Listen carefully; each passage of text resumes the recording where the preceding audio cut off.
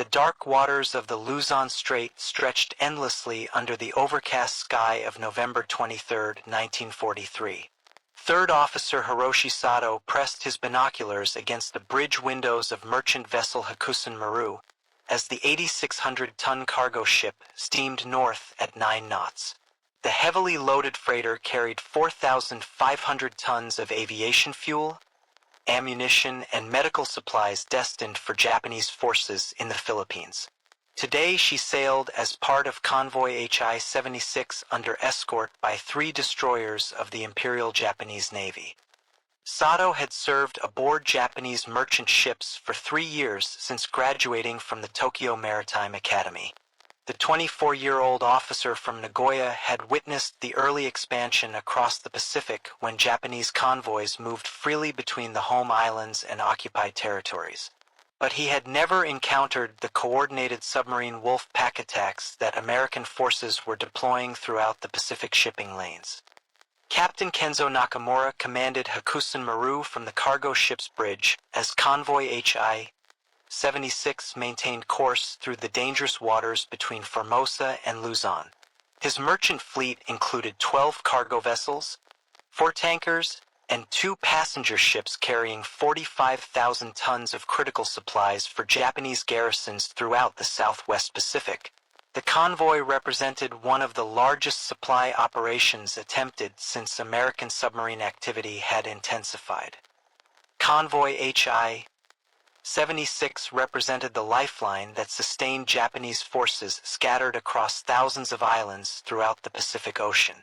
American air power and submarine warfare had made individual ship movements extremely hazardous while forcing the adoption of convoy tactics that concentrated merchant vessels under naval escort.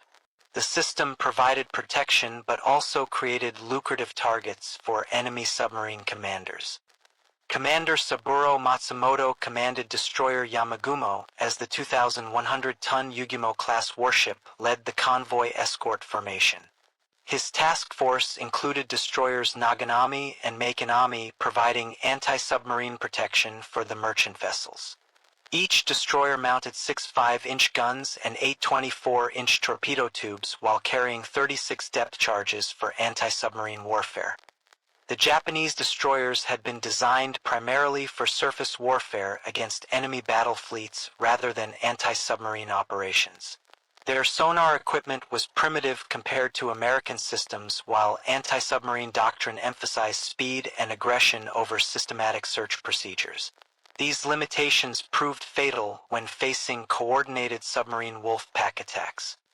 Sonar operator second class Kenji Yamada monitored underwater contacts from his position in Yamagumo's sound room. Japanese destroyer sonar could detect submerged submarines at ranges up to 2,000 yards under ideal conditions. But the primitive hydrophone systems were less effective against multiple submarines operating in coordinated attacks. American submarine wolf pack tactics represented a revolutionary approach to maritime warfare that Japanese anti-submarine forces had not anticipated during pre-war planning. Multiple submarines coordinated their attacks through radio communications while sharing intelligence about convoy movements and escort patterns. The systematic approach maximized damage while minimizing individual submarine exposure. USS Silversides operated as part of Wolf Pack 17 under the command of Commander Robert Risser as the Gato-class submarine maintained contact with Convoy HI-76. The 1,500-ton submarine carried 24 Mark 14 torpedoes and a crew of 80 men trained in coordinated attack procedures. American submarine doctrine emphasized patience and precision over individual heroics. The Gato-class submarines represented the most advanced underwater vessels in the Pacific War. Each boat could dive to 300 feet while maintaining submerged speeds of 9 knots for extended periods. Their sophisticated sonar and radar systems provided detection capabilities that exceeded Japanese anti-submarine technology by significant margins. Lieutenant Commander David McClintock commanded USS Darter as the second submarine in Wolf Pack 17 coordinated its approach on the Japanese convoy. His boat had been shadowing the merchant formation for 6 hours while transmitting position reports to other pack members. The systematic intelligence gathering enabled optimal attack positioning. Wolf Pack 17 included 4 submarines operating under unified command while maintaining radio contact through secure communication networks. USS Dace and USS Darter formed the primary attack element, while USS Silversides and USS Angler provided perimeter support and escape route coverage. The coordination exceeded anything Japanese forces had encountered. Radio operator First Class James Sterling monitored communications between American submarines as Wolf Pack 17 prepared for coordinated attacks against Convoy HI-76. Secure radio nets allowed real-time tactical adjustments while maintaining operational security. Japanese forces lacked equivalent communication capabilities for anti-submarine operations. The intelligence network supporting American submarine operations included coast watchers, aerial reconnaissance, and code-breaking activities that provided detailed information about Japanese convoy schedules and routes. Convoy HI-76 had been tracked since departing Formosa, while its cargo manifest and escort details were known to American submarine commanders. Third Officer Sato observed the Japanese destroyer formation as the escort vessels maintained their screening positions around the merchant ships. Yamagumo led the formation while Naganami and Makinami covered the flanks and rear. The defensive arrangement followed standard doctrine but proved inadequate against coordinated submarine wolf pack attacks. Commander Matsumoto studied intelligence reports describing increased American submarine activity throughout the Luzon Strait. Enemy boats had sunk 17 Japanese merchant vessels during the previous month while demonstrating coordination and persistence that exceeded individual submarine capabilities. The threat required new countermeasures that had not yet been developed. The first indication of submarine contact came from Yamagumo's sonar operator, who reported hydrophone effects bearing 270 degrees at 0930 hours. The contact was intermittent and could not be classified definitively as hostile. Japanese sonar equipment frequently produced false contacts while lacking the resolution needed for precise submarine tracking. Lieutenant Commander Yamada ordered depth charge attacks based on the sonar contact while Yamagumo maneuvered toward the suspected submarine position. The destroyer launched 12 depth charges set for 100 and 200-foot detonations. The underwater explosions created massive geysers but achieved no confirmed results against the elusive target. USS Darter had been tracking Convoy HI-76 from periscope depth while maintaining distance from the Japanese destroyer screen. Commander McClintock observed the depth charge attack through his periscope while noting the primitive nature of Japanese anti-submarine procedures. The enemy escorts lacked coordination and systematic search patterns. American submarine commanders had been trained extensively in evasion techniques that took advantage of thermal layers, underwater currents, and acoustic shadows. Japanese depth charge attacks were predictable and could be avoided through proper maneuvering. The technological and tactical advantages were overwhelming. Captain Nakamura received the submarine contact report from the destroyer screen while maintaining Hakusen Maru's position in the convoy formation. The merchant captain had survived 4 previous submarine attacks during convoy operations but had never encountered the coordinated wolf pack tactics that American forces were now employing. The merchant vessels in Convoy HI-76 followed zigzag courses designed to complicate submarine attack calculations while maintaining formation integrity. Standard procedures called for emergency turns and smoke screens when under attack. But these defensive measures proved inadequate against multiple submarines attacking simultaneously from different bearings. USS Silversides moved into attack position as Commander Risser prepared to launch the coordinated assault on Convoy HI-76. His submarine had approached to 1,200 yards range while remaining undetected by Japanese sonar. The Mark 14 torpedoes were armed and ready for firing at the largest merchant targets. Torpedo Man First Class Robert Martinez supervised the loading of Mark 14 torpedoes aboard USS Dace as the submarine prepared for wolf pack attack procedures. Each weapon weighed 3,000 pounds and carried a 643-pound warhead capable of sinking a cargo ship with a single hit. The torpedoes were launched from 4 forward and 2 stern tubes. The Mark 14 torpedo represented a significant advancement over earlier American submarine weapons. Each torpedo could run 4,500 yards at 46 knots while maintaining accurate course control through gyroscopic guidance systems. Japanese merchant ships lacked armor protection against underwater explosions.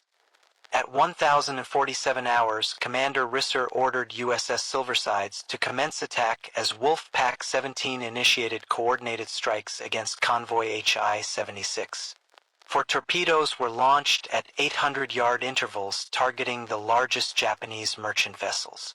The systematic approach maximized hit probability while minimizing torpedo expenditure. The first torpedo struck cargo ship Congo Maru amidships below the waterline, causing a massive explosion that lifted the 7,200-ton vessel out of the water.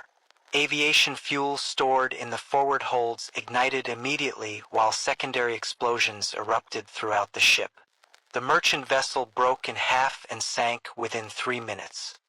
Damage Control Officer Lieutenant Keisuke Tanaka led emergency procedures aboard Hakusan Maru as torpedo explosions erupted throughout the convoy formation. Multiple merchant ships sustained hits while Japanese destroyer escorts struggled to locate the attacking submarines. The coordinated nature of the assault overwhelmed defensive measures. Commander McClintock launched 4 torpedoes from USS Darter at 1,049 hours as the second phase of the Wolf Pack attack commenced.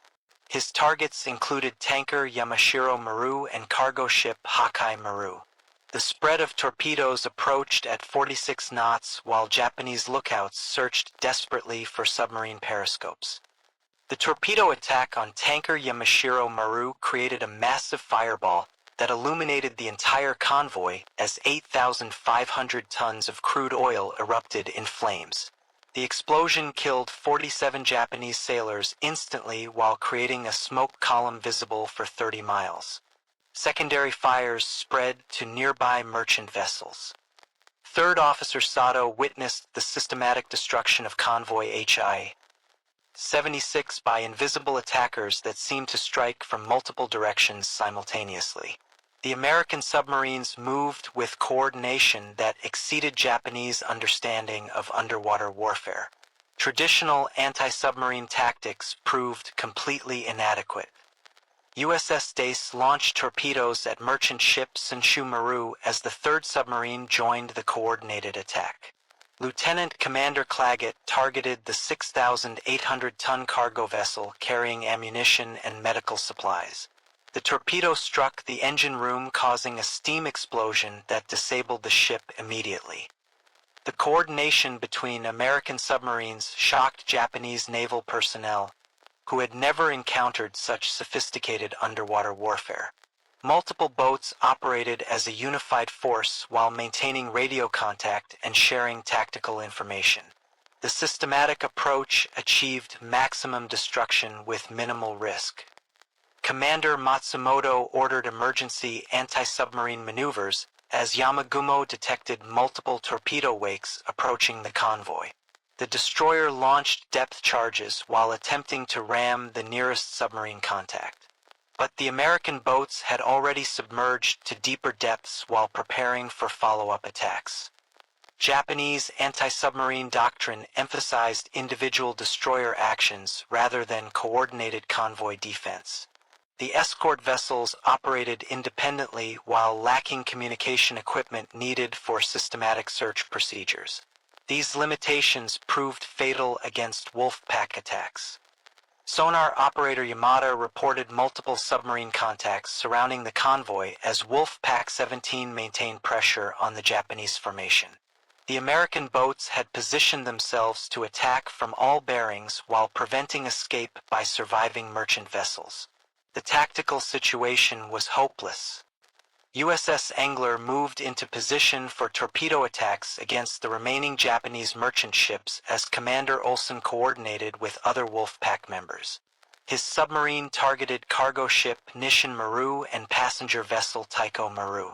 The systematic destruction continued despite desperate Japanese defensive measures. The passenger ship Taiko Maru carried 1,200 Japanese civilians, including women and children being evacuated from captured territories. The torpedo strike killed 340 passengers immediately while creating panic among survivors. Japanese rescue efforts were hampered by continuing submarine attacks on escort vessels. Captain Nakamura ordered abandoned ship as Hakusen Maru listed heavily to starboard following torpedo hits that flooded the engine spaces. The cargo ship's ammunition cargo created fire hazards that prevented effective damage control. Emergency procedures called for immediate evacuation before secondary explosions occurred. The effectiveness of American submarine Wolfpack attacks exceeded all previous Pacific warfare statistics. Convoy HI-76 lost 14 merchant vessels totaling 78,000 tons within 2 hours of combat. The systematic destruction demonstrated the vulnerability of Japanese shipping to coordinated submarine warfare. Third Officer Sato entered the water as Hakusen Maru capsized following multiple torpedo hits that overwhelmed the ship's watertight integrity. The cargo vessel had been destroyed by enemies that remained invisible throughout the attack. American submarine warfare had achieved complete tactical surprise. The psychological impact on Japanese merchant marine personnel who survived Wolfpack attacks created lasting trauma that affected shipping operations throughout the Pacific. Convoy crews understood that they faced enemies with capabilities that exceeded traditional naval warfare while operating with systematic precision. Commander Risser compiled his action report describing the coordinated destruction of Convoy HI-76 by Wolfpack 17. American submarines had achieved complete tactical victory while demonstrating the effectiveness of coordinated underwater warfare against Japanese shipping operations. The intelligence gathering that enabled American submarine success included detailed knowledge of Japanese convoy schedules, routes, and escort procedures. Code-breaking activities provided advance warning of merchant ship movements while enabling optimal positioning of submarine wolfpacks. USS Silverside submerged to 250 feet as Japanese destroyer depth charge attacks intensified around the convoy battle area. The submarine's advanced sonar and sound dampening systems enabled evasion of enemy anti-submarine measures. American boats could operate at depths that Japanese weapons could not reach effectively. The technological advantages that enabled American submarine Wolfpack success included superior sonar systems, communication equipment, and torpedo technology. Japanese anti-submarine forces lacked equivalent capabilities while operating with doctrine that had not anticipated coordinated underwater attacks. Commander McClintock transmitted battle damage assessment reports to Pacific Fleet Submarine Headquarters as USS Darter withdrew from the attack area. Wolfpack 17 had achieved complete destruction of the Japanese convoy while sustaining no casualties. The one-sided nature of the victory validated Wolfpack tactics. Japanese Combined Fleet Headquarters received reports of Convoy HI-70 SIXS destruction with growing alarm about American submarine capabilities. The coordinated nature of the attack suggested systematic changes in enemy underwater warfare that rendered traditional convoy protection inadequate. The strategic impact of American submarine Wolfpack operations extended far beyond immediate tactical victories. Japanese merchant shipping losses forced severe rationing of critical supplies while limiting military operations throughout the Pacific. The economic warfare proved decisive. Destroyer Yamagumo searched for survivors from the destroyed convoy while maintaining sonar watch for additional submarine contacts. Commander Matsumoto understood that traditional anti-submarine methods were inadequate against coordinated Wolfpack attacks. New tactics were urgently needed. The industrial capacity that enabled American submarine production included shipyards launching one submarine per week, while training facilities graduated hundreds of qualified crew members monthly. Japanese shipbuilding could not replace merchant shipping losses, while submarine construction lagged significantly. Third Officer Sato was rescued by Japanese destroyer Naganami after 6 hours in the water among debris from Hakusen Maru. His survival provided intelligence about American submarine capabilities that shocked Japanese naval commanders. The coordination and precision of enemy attacks exceeded all previous experience. The training programs that produced American submarine crews emphasized team coordination and wolf pack tactics rather than individual boat operations. Japanese anti-submarine training focused on single submarine encounters while lacking preparation for coordinated attacks. Lieutenant Commander Yamada analyzed the tactical lessons from the Convoy battle while preparing anti-submarine doctrine modifications. Japanese destroyers required new sensors, weapons, and communication systems to counter American wolf pack operations. The technological gap was enormous. American submarine wolf pack tactics influenced naval warfare throughout the remainder of the Pacific War while establishing underwater coordination as standard procedure. The systematic destruction of Japanese shipping achieved strategic effects that exceeded the impact of surface naval battles. Wolf Pack 17 continued operations throughout the Central Pacific as American submarine warfare expanded in scope and effectiveness. The coordinated tactics developed during attacks on Japanese convoys became standard procedure for all submarine operations. The psychological warfare aspects of submarine wolf pack attacks proved as devastating as their physical destruction of Japanese shipping. Merchant marine crews faced enemies that could strike without warning while remaining invisible throughout the engagement. Commander Risser received commendation from Admiral Lockwood for Wolf Pack 17's destruction of convoy HI-76. The submarine commander had demonstrated the effectiveness of coordinated tactics while achieving record destruction of enemy shipping. Japanese merchant marine losses to American submarine attacks increased exponentially as wolf pack tactics spread throughout the Pacific submarine force. Individual submarines operating alone gave way to coordinated groups that achieved systematic destruction of enemy shipping. The communication systems that enabled wolf pack coordination included high-frequency radio equipment, secure codes, and navigation aids that maintained tactical effectiveness during complex operations.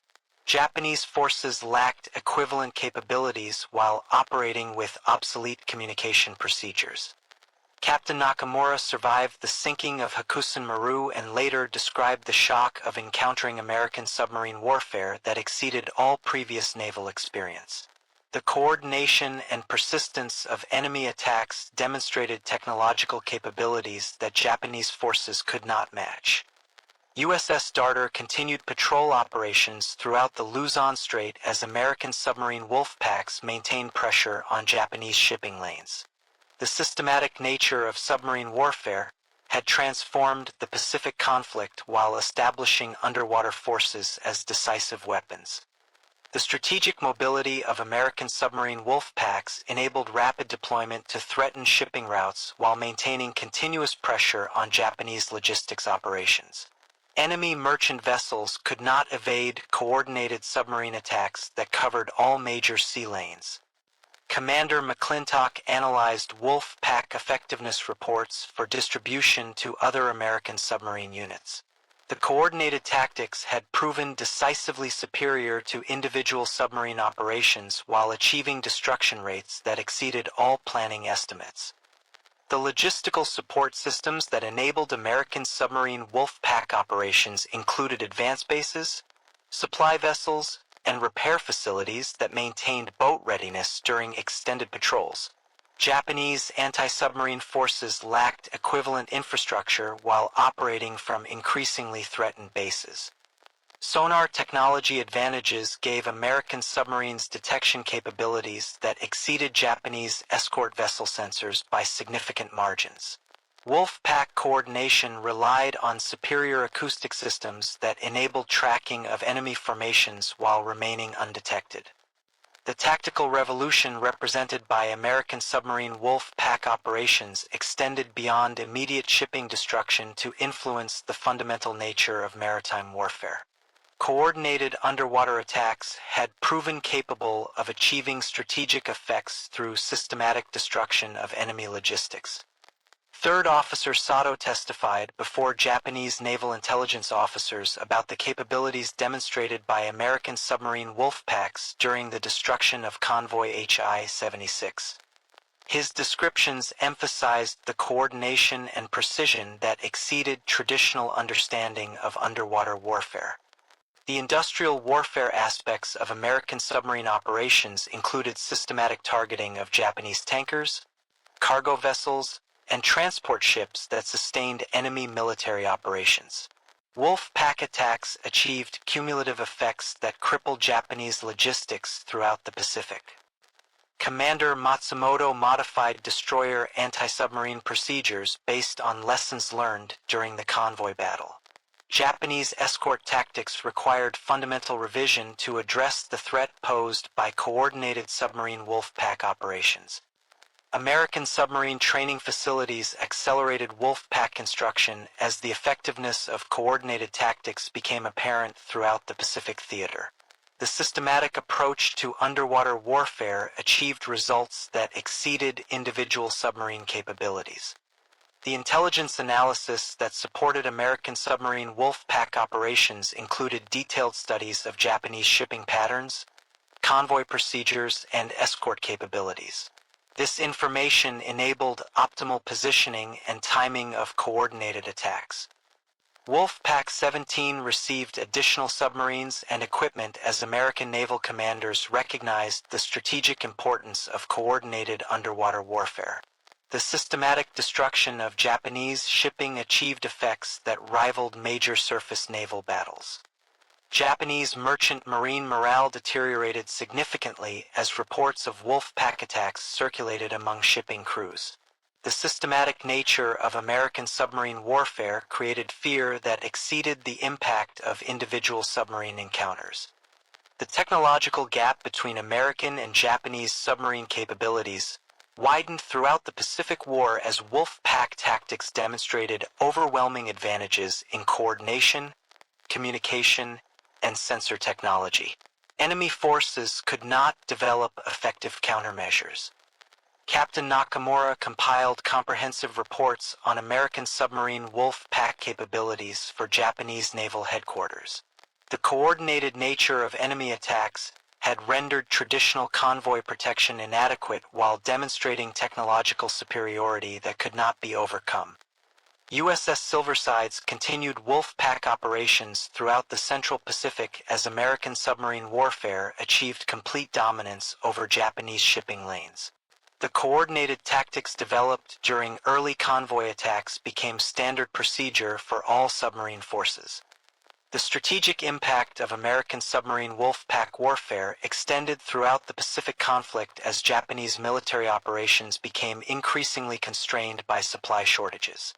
The systematic destruction of merchant shipping achieved decisive effects that influenced the war's outcome. Commander Risser analyzed the long-term implications of wolf pack tactics for submarine warfare doctrine. The coordinated approaches had proven decisively superior while establishing new standards for underwater operations that would influence naval tactics for generations. The night of November 23, 1943 in the Luzon Strait marked a turning point in submarine warfare as American wolf pack tactics achieved systematic destruction of Japanese convoy operations. The coordinated underwater attacks had revolutionized maritime warfare while establishing new paradigms that would influence naval operations for decades beyond World War II.